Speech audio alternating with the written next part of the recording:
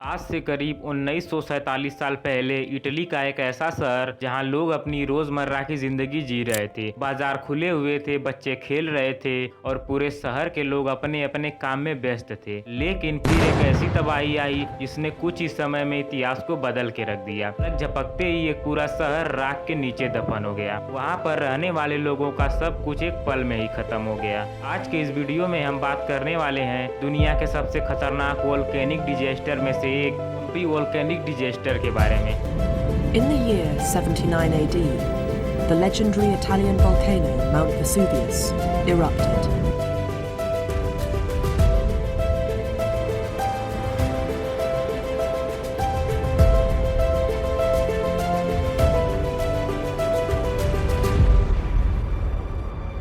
City Italy के कंपानिया reason में स्थित एक एशियंट रोमन सिटी थी। यह नेपाल से लगभग 23 किलोमीटर दूर साउथ ईस्ट में और माउंट वेसुवियस वोल्केनो के ठीक नीचे बसी हुई थी, जो पोम्पी सिटी से लगभग 8 किलोमीटर दूर था। यह सिटी अपने समय में रोमन एम्पायर का एक अमीर और मॉडर्न सिटी मानी जाती थी। बताया जाता है कि उस समय पोम्पी सिर्फ एक शहर नहीं था, बल्कि ट्रेड, कल्चर और लग्जरी का एक बहुत बड़ा और इम्पोर्टेंट सेंटर हुआ करता था। यहाँ की मिट्टी वोल्केनो की वजह से बहुत ज्यादा उपजाऊ थी, इसलिए वहाँ के लोग अंगूर, जैतून और भी बहुत से फसलों की खेती करते थे। कुछ रिपोर्ट्स के अकॉर्डिंग बताया जाता है कि वोल्केनिक इरप्शन से पहले शहर में लगभग 10,000 से 20,000 लोग रहते थे, जिनमें कुछ अमीर व्यापारी, कुछ मजदूर, कुछ आम परिवार और रोमन ऑफिशियल सब साथ में रहते थे। रोमन ऑफिशियल्स वो लोग होते थे जो रोमन एम्पायर में अलग अलग एडमिनिस्ट्रेटिव और पॉलिटिकल जिम्मेदारियां संभालते थे। लेकिन इस खूबसूरत शहर के ऊपर एक ऐसा खतरा मंडरा रहा था जो लोगों को बिल्कुल खतरनाक नहीं लगता था। पोम्पी शहर से लगभग 8 किलोमीटर दूर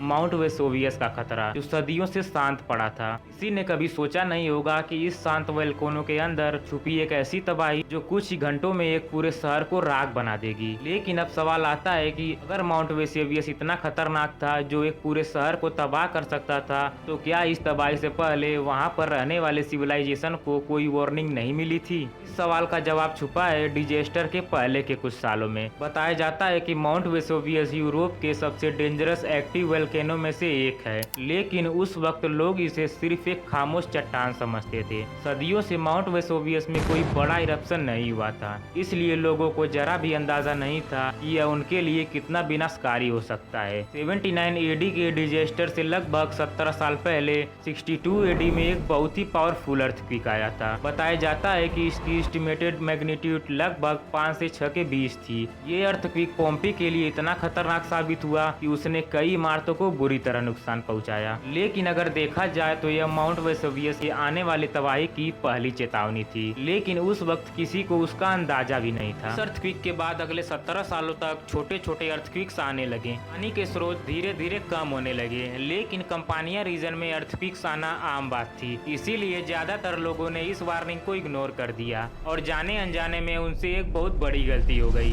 79 एडी मॉर्निंग का समय था। हर दिन की तरह लोग अपनी रोज की जिंदगी जी रहे थे। बाजार खुले हुए थे और लोग अपने अपने काम पर जा रहे थे, लेकिन किसी को जरा भी अंदाजा नहीं था कि ये दिन उनकी जिंदगी का आखिरी दिन होगा। धीरे धीरे जमीन कांपने लगी। लोगों ने इसे अर्थक्वेक समझकर नजरअंदाज कर दिया और फिर अचानक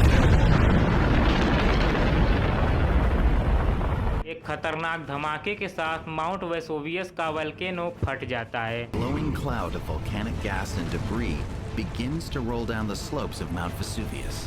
आसमान में राख और धुएं का एक विशाल बादल ऊपर उठा, जो लगभग 30 किलोमीटर तक ऊंचा गया। पूरे शहर का टेम्परेचर लगभग 300 डिग्री तक पहुंच गया। मॉर्निंग के समय में ही पूरे शहर में अंधेरा छा गया और कुछ ही समय में आसमान से गर्म पत्थर गिरने लगे। उसी के साथ ट्यूमिस पत्थर और राख की बारिश होने लगी। लोगों को लगा शायद ये डिजास्टर कुछ समय में रुक जाएगा, लेकिन असली तबाही अभी शुरू भी नहीं हुई थी। अगले कुछ घंटों में माउंट वेसुवियस ने अपना सबसे खतरनाक हमला किया, पायरोक्लास्टिक फ्लो। यह एक बहुत ही तेज गति से चलने वाला गर्म राख, पत्थरों के टुकड़ों और जहरीली गैस का बादल होता है, जो एक्टिव वोल्केनो की ढलान से नीचे की तरफ बहता है। इसकी रफ्तार इतनी तेज होती है कि इंसान भागकर भी नहीं बच सकता। ऐसा ही कुछ हुआ था पोम्पी के इरप्शन के दिन। माउंट वेसुवियस से निकली वोल्केनो की वो लहर, इसने पोम्पी के घर, बाजार, मंदिर सबको गर्म राख के नीचे दफन कर दिया। लोग जहाँ पर थे वहीं पर रह गए। कुछ लोग भागने की कोशिश कर रहे थे, लेकिन पायरो पायरोक्लास्टिक फ्लो किसी को दूसरा मौका नहीं दिया और सिर्फ कुछ ही घंटों में एक जिंदा और खुशहाल शहर हमेशा के लिए राख बन गया। उस दिन माउंट वेसोवियस ने सिर्फ एक शहर को नहीं मिटाया बल्कि पोम्पी सिटी को हमेशा के लिए इतिहास का एक सबसे खतरनाक वोल्केनिक डिजास्टर बना दिया। आज भी पोम्पी में मिले बॉडी कास्ट उन लोगों की आखिरी पलों की गवाही देते हैं जिनमें कोई अपने बच्चों को बचाने की कोशिश कर रहा था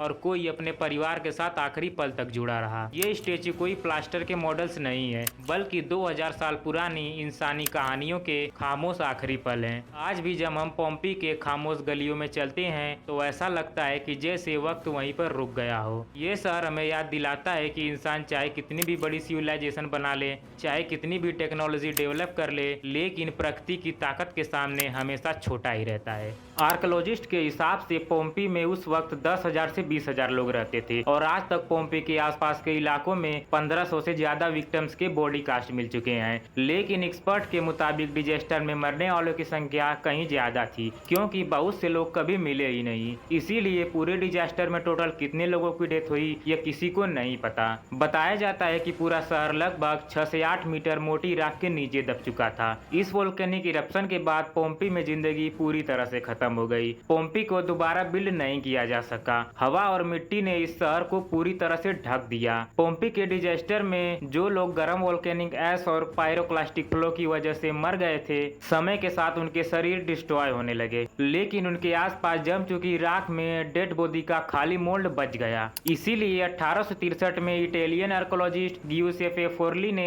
एक टेक्निक डेवलप की। जब एक्सकेवेटर का ऐश में खाली कैविटीज मिली तो उन्होंने उनमें लिक्विड प्लास्टर भरा, जिससे इरप्शन में मारे गए लोगों की आखिरी पलों की डेड बॉडी सेफ हमेशा के लिए प्रिजर्व हो गए। आज तक टोटल में 100 से ज्यादा बॉडी कास्ट मिल चुके हैं। लेकिन क्या आपको पता है कि यह शहर लगभग 1700 साल तक दुनिया की नजरों से गायब था। फिर 1748 में एक चौंकाने वाली डिस्कवरी सामने आई। आर्कोलॉजिस्ट ने राख के नीचे एक ऐसा शहर देखा जो समय के साथ जम गया था। पोम्पी के डिजास्टर के बाद एक और सवाल आता है कि आज के रिसर्चर इस शहर को किस नजरिए से देखते हैं। इस सवाल का जवाब देने के लिए 2013 में एक रिसर्च पेपर पब्लिश किया गया जिसका नाम है प्रेजेंटिंग पोम्पी। इस रिसर्च पेपर को आलिया वैलेंस ने तैयार किया था, लेकिन यह रिपोर्ट किसी नए वोल्केनिक इरप्शन या किसी नई डिस्कवरी के बारे में नहीं है, बल्कि इसका ऑब्जेक्टिव था कि ये समझना कि एक एशियंट आर्कोलॉजिस्ट साइट को टूरिज्म और कंजर्वेशन के बीच बैलेंस कैसे किया जा सकता है।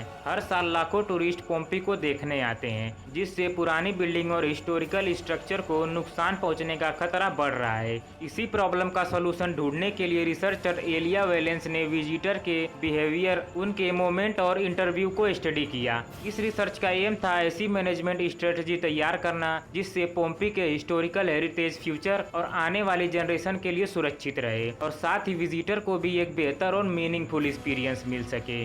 अगर आप इस रिपोर्ट को खुद से पढ़ना चाहते हो तो इसके ऑफिशियल पेपर का लिंक मैंने डिस्क्रिप्शन में दे दिया है, आप वहां जाकर पूरी रिपोर्ट पढ़ सकते हो।